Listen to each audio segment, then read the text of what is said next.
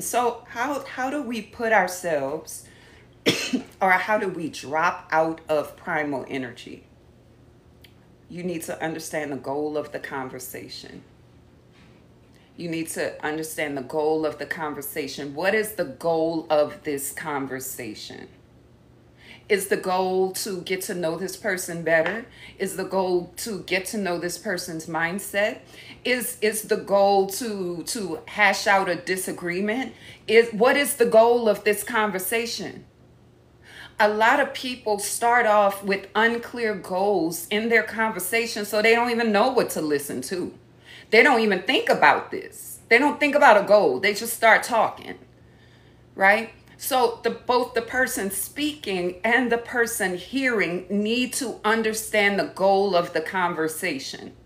And it's the person who is having the problem who should introduce the goal, all right? My goal of communicating is to help you to understand my point of view concerning this. I want you to see something from my point of view. That's the goal. So if that's the goal, then you can't be you can't be contracted. You can't be triggered. You can't be thinking about they're wrong and I'm right and I want to voice my opinion and no, that's not. You can't be in that energy because you can't listen. Is this making sense? So before you start the conversation, make sure you understand the goal. Especially if you're the person bringing the energy, the problem, the issue, the thing to be seen. The goal of this conversation is to help you see from my perspective what I think the problems are.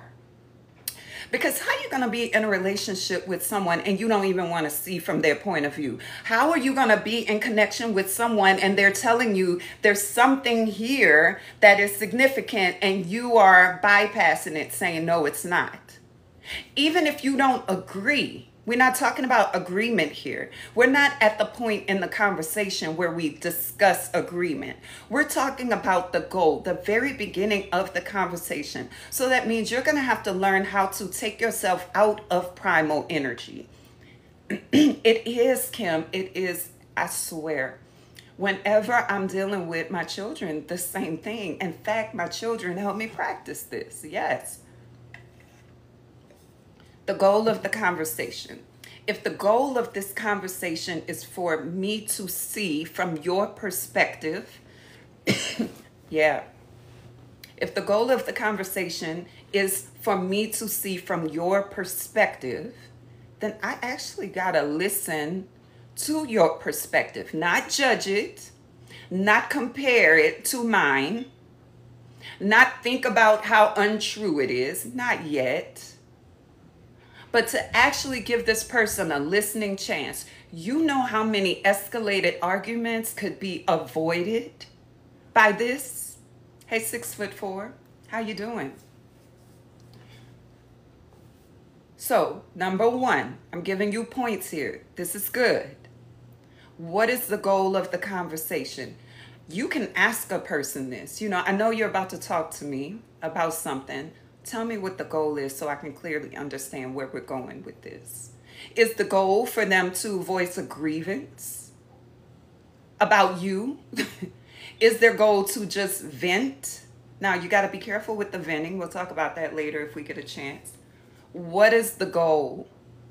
Most people are communicating because they want you to see something from their perspective. That's what most people are doing. And if you're able to see it from a different perspective, you'll find that they're not as wrong as you think they are. You'll find that this is not your enemy. You'll find something unique in it. But first, you need to understand the goal, number one. And number two, understand how to drop into understanding. You know how many people, if you bring a problem to them, they'll throw a problem back at you. Well, you do that too. Well, you do realize that you do that too, right? Do you not see that you did that to me yesterday? Well, you do the same thing. Unproductive. Well, I have a problem. Well, when you did that, I didn't say anything. Haven't you heard this kind of dialogue before? Haven't you engaged in it? I have. It never has led to anything productive, yet the pattern is there. It's an autopilot program, and you just keep going in it. I want you to stop. Okay? So, what was my first point? I want to see if y'all listening. I want to see if you're listening. What is the first point when you're trying to establish a good conversation in communication? Let's say I'm bringing an issue, a concern, a grievance, an observation to you. And what is the first thing you need to know? Before you start getting in your feelings and what is the goal? Everybody type goal, please, because I'm teaching a lesson here. What is the goal of this conversation? And you don't want to ask, what is the goal of this conversation? No, you want to ask. Because I want to put myself in the right space to hear you. I'm going to ask, what is your goal in talking to me about this? And if the person says, I don't know, that's okay, because maybe they haven't thought deeply about this. A lot of people are not thinking deeply about communication. They're just in autopilot. They're doing what they always have done. So they might say, well, I don't know. I'm just talking. No. For you, you can accept what they're saying. Is it safe? Yes, intention. Yep, intention, goal. Intention is everything. I know where I'm going with this, right? So they might say, I don't know. You don't have to push against them. You don't have to push them for a goal. What you can do is, by default, put yourself in the goal of understanding. Put yourself there. I'm going to step in their shoes and see. I'm going to use their glasses. That means I'm going to listen to what they're saying and follow the logic. I'm not going to listen to dispute it. I'm not going to listen to disprove it. Hey, Krim, where you been? I'm not going to listen to judge it. I'm going to listen to follow their reasoning. You might think people do things for no reason. That's not true. People always have a reason for doing things. It's just that you're not aware what the reason is because you're looking from your perspective. You're using your minds, your lens, your glasses. They always have a reason. And the moment, hey, Amor, the moment you think someone is doing something without cause, without reason, that means you're going to need to take their perspective so you can see it if it's important to you. Hey, Afrolink. Okay, what is the goal? So maybe you ask them, when you want to have this conversation, what is the intention? Okay, this can cut out a lot of anxiety. Have you ever received the infamous text message early in the day? When we get home, can we talk? What happened when you received that? Tell me. Or the person says, I would like to talk to you about something. What happened? Hey, Euphoric Dreams. When you got that message, what happened inside of you? I want to know. Anxiety. Right. Anxiety, worry, concern, heart rate going up, blood pressure high, right? You're stressed the fuck out. Now, instead of going there, tension. Now, instead of going there, you can ask the person, sure, I would like to talk. What is the goal of our conversation when we talk? You don't even have to ask the topic. You can ask the goal. And I just want to know, because sometimes people don't want to tell you the topic because they think if they tell you the topic, you're going to spend all day defending. And they're probably right. You're going to come with your defenses high, ready, and well informed. And so they don't like to tell you the topic. Because you're already in anxiety, already in primal energy, and they don't want you to be defensive. So they're probably not going to want to tell you the topic, but they can tell you the goal. Now, just by asking what is the goal, you're teaching them. Not on purpose, you're not trying to teach them, but you're indirectly teaching them to go deeper within themselves. Okay? They have to stop and think a minute. What is the goal? Now, do you see that? Because usually when you're mad, when you want to talk about something, you're not thinking about a goal. You're thinking about the topic, your feelings, your perspective, your words, getting it together so you can say it how you want to, so it can best be received, right? So if you want deeper communication, greetings, Jada. If you want deeper communication, number one, you're going to have to go deeper within yourself. And by going deeper within yourself, you're going to be setting an example. We're not doing this to teach, but it is teaching. Can you see that? So when they say, can we talk later? You're going to say, sure, I would like to talk to you. What is the goal of the conversation? And if they say, I don't know, because most people are not thinking about it. Hey, King Ohaji, how are you? Most people are not thinking about it. So what you're going to do is put yourself in default understanding mode. Right now, I want you to tap on your third eye, and I want you to put a new program in there. Your old default program was defend, jump to the defense. It wasn't like that. And do all of that, right? But now you're going to tap on your third eye right there and insert a new program. Default program, understand. Default program, understand. Your default program is understanding, but it's helpful to ask them first. What is the goal of the conversation? So I know how to place myself. Okay? If you want to be understood, then I'm going to prepare myself to be in that space. What does that look like? Number one, you're going to remember that this is not about you. What they feel, think, see, want, desire, need is not about you. They're trying to tell you about them. Have you ever been trying to tell someone about yourself and they jump in and insert themselves, their own opinions, ways of being, judgment, and then you just be sitting there like, God damn, I was saying something. But now I got to address your emotion. I'm doing well. Yeah, now you got to stop because they got to say, well, I'm hurt by that. You ain't even started yet. And now you got to stop and go, no, I'm not trying to hurt. Now you got to manage their emotion. Now they done took it on a tangent. How you got there, you don't know because you was trying to, yeah. Okay, so I'm not talking anything about narcissism. I'm talking about human behavior because every human on this live has done this. Every human. And so if you call one human narcissistic, we're going to have to be all narcissistic today. The narcissistic teacher and the narcissistic audience. Okay, because I'm talking about human behavior. Who on here has not done this? Tell me. Who? Right? So we're not talking about narcissists right now. Most of the time, when we are using that word narcissism, we're talking about some behavior we don't like, but we ourselves have exemplified. Okay? Because let me just not go on that tangent. Ashe.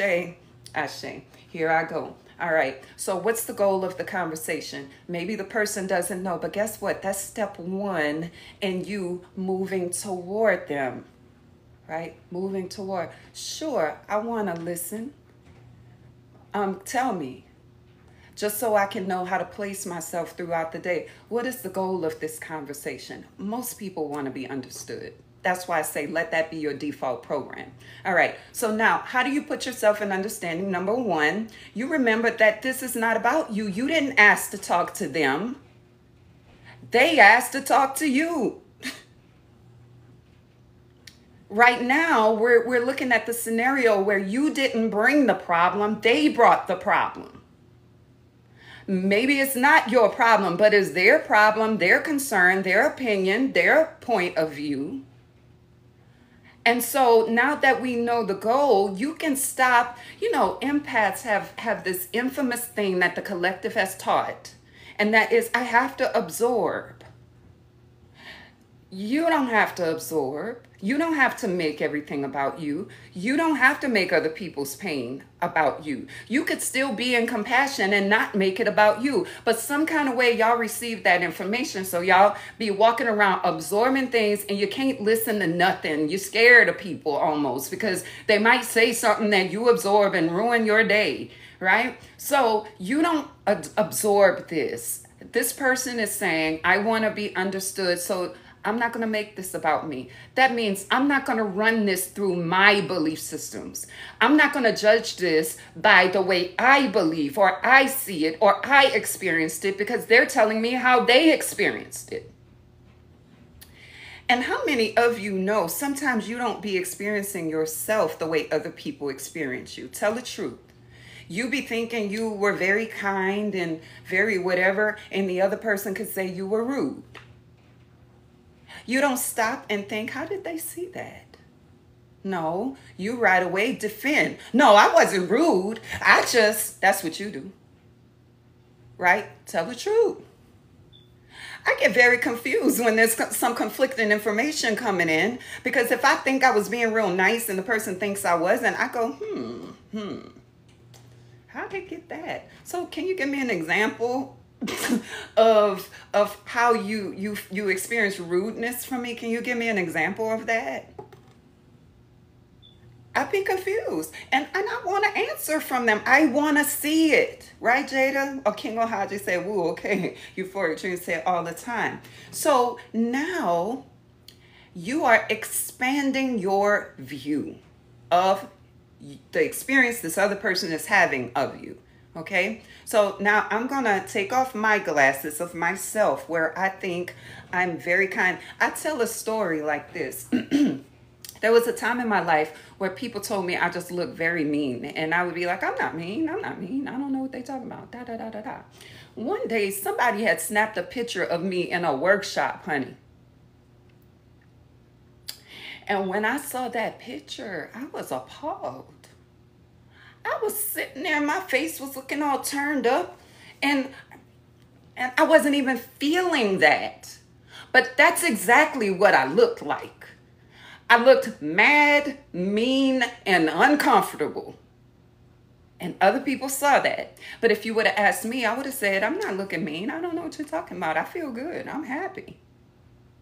When I am concentrating, I could get a look on my face that could be perceived as mean, uncomfortable, unapproachable. I can look like that.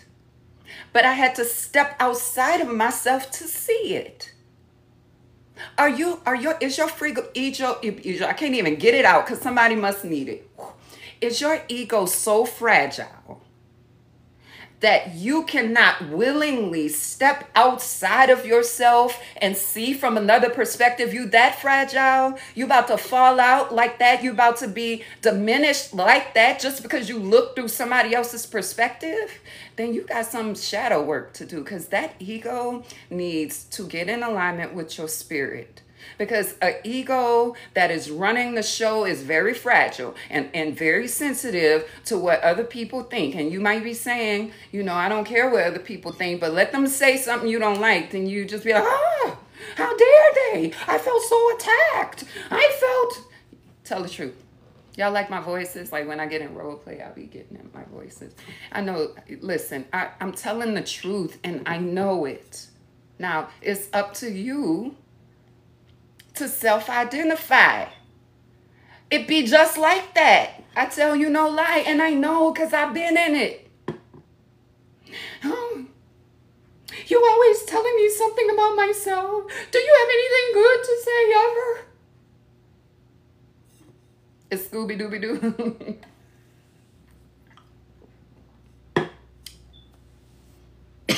What is the goal? Number one, how do I place myself in understanding? It's not about me. I'm about to become acutely aware, keenly aware that I'm stepping out of myself and I'm placing myself in the experience of someone else's brain. And I'm going to sit down and look. I'm going to sit down and listen. If someone invites you into their home and they say, have a seat, or they take you on a tour of their home and they say, come, let me show you. Do you go with them like, oh, your wall's ugly. I don't like where you got that bed. You really need something. Do you walk through like that? Should you? No.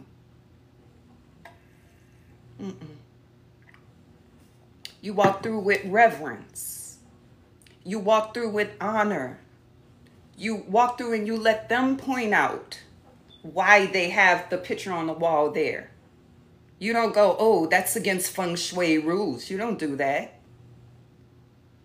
You let them tell you that I have this here because the lighting is best for me here. And you go, oh, okay, okay. And here's the bathroom. The bathroom is blue because blah, blah, blah, blah, blah. And you go, oh. When someone is inviting you into their mind, you don't walk there weaponed up, ready to defend. For what? It's not your mind. The goal is understanding. Am I making sense? Type yes if I'm making sense. We're talking about listening. How can we become better communicators? We need some strategy. Okay? So now that you're looking from their point of view, what do you do? Because that might be foreign territory for you. You might be like, I don't know what to say to that. Do I insert my point of view? Like, what do I do? You ask questions. You ask questions, right? When you experience that, as we were talking about X, Y, and Z, what were you thinking? What were you feeling? How did you feel after that? How did that affect your connection with me? And then I go, oh, so in my head, I might be thinking, open-ended questions, right, Spencer? Yeah. Then I might be thinking, that makes sense. Why, when I said blah, blah, blah, blah, blah, they looked like that. Okay, okay, okay. Oh, I see. You don't say you see just to say it. You put yourself in their shoes. Can I see how they experience this like that? I'm not asking you, did you agree? I'm not asking you if that too was your experience. What I'm saying is, can you see how they saw it that way? Yeah, Michelle. You're not going to walk up in somebody's house with your piece. You're going to put that down. Because for what? We don't need it in here. This is my house. Okay? You're going to ask questions. When I train my life coaches, I tell them this. When you hear, let me tell you what you're listening for. I'm about to give you some good information. So if I was you, I would make a note and practice this. People pay me for this stuff. I'm giving it right here of my free will. When you're there, what are you going to listen for? You're going to listen for strong emotion, number one. See, most of the time, when you hear strong emotion, you react. Come on, Krim. You know, coaching is available. I do one-on-one coaching. I offer coaching courses, all kinds of things. Speaking of that, coming up, I have a feminine wisdom workshop coming up. Y'all know last year I taught SEX Magic. I'm teaching SEX Magic 2. So we got some topics to discuss. So if that's something you're interested in, I have an interest form in my link tree. Fill out the form and then you'll be receiving more information. Check out your spam folder because sometimes my emails may go there. All right, because it's a business email and I want to make sure you get all the relevant stuff. Okay, so what are you listening for? You're listening for strong emotion. What is strong emotion? Where it's like, I hate it when you do this. I despise it. I felt frustrated. I felt disappointed. I was sad. I was aggravated. You're listening for words like that. To do what? Get curious about them. When you felt frustrated, what thoughts were going through your head? You're going to ask them about their reasoning. This is how you sit down, or this is how you follow them on the tour. When you go on a tour, I'm from New Orleans, right? So when I worked in hotels, we used to send people on swamp tours. You go and you sit yourself in the swamp boat, and the tour guide tells you where to look and what to look at, and they describe what it is. You don't stand up there, take the mic, and start telling everyone else what it is, because you don't know what it is. You've never been to the swamp before. You only saw it on TV, okay? So you let the tour guide tell you all the relevant information, and you sit there and you take it in. You don't sit there like, I know this already. I don't know. I'm not on this tour. And if you do, you should get off the swamp boat. Because why you in it like that? You're listening for strong emotions. I know about the swamp. I read all the swamp books and I know what I feel about the swamp. You're not going to do that. Let the tour guide take you through their mind and you'll be a tourist. Hey, Carl. You're listening for strong emotion. And what you're going to do is you're going to ask questions about that. I heard you when you said you despise that. That's a pretty strong word. What's the worst thing about that for you? Right, Kim? You said you felt frustrated. What is frustration like for you? Like, what did you think after? Or what exactly frustrated you? Where did you begin to be frustrated? Are you still frustrated? What caused you to come out of frustration?